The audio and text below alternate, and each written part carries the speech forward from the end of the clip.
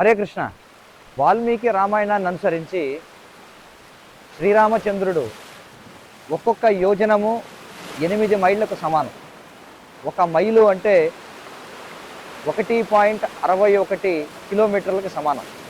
ఆ విధంగా చూస్తే రాముడు నిర్మించినటువంటి వారధి రామసేతువు 1288 కిలోమీటర్ల పొడవు, అలాగే 10 యోజనముల వెడల్పు అంటే 128 కిలోమీటర్ల వెడల్పు ఉంది.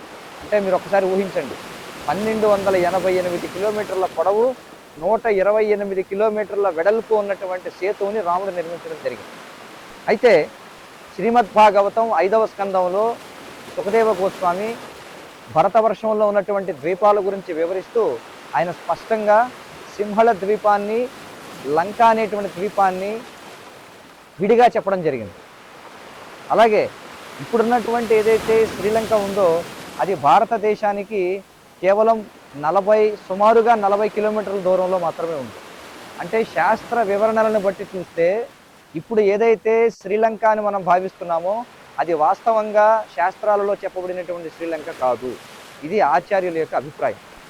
ఎందుకంటే భాగవతంలో స్పష్టంగా సింహళ ద్వీపము వేరు, లంకా ద్వీపము వేరు అని చెప్పబడింది.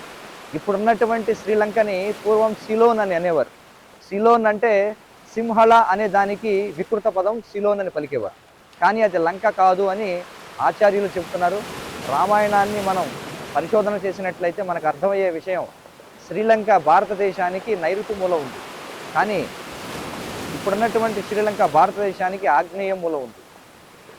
ఏ విధంగా చూసినా సరే రాముడు నిర్మించినటువంటి వారధి ప్రస్తుతం ఉన్నటువంటి శ్రీలంకకి కాదు అని వాల్మీకి రామాయణాన్ని మనం విశ్లేషణాత్మకంగా అధ్యయనం చేస్తే మనకు అర్థమయ్యేటువంటి విషయం. మరి సంపూర్ణ సమాచారం కోసం వాల్మీకి రామాయణం చదవండి, అలాగే శ్రీమద్ భాగవతం చదవండి. హరే కృష్ణ.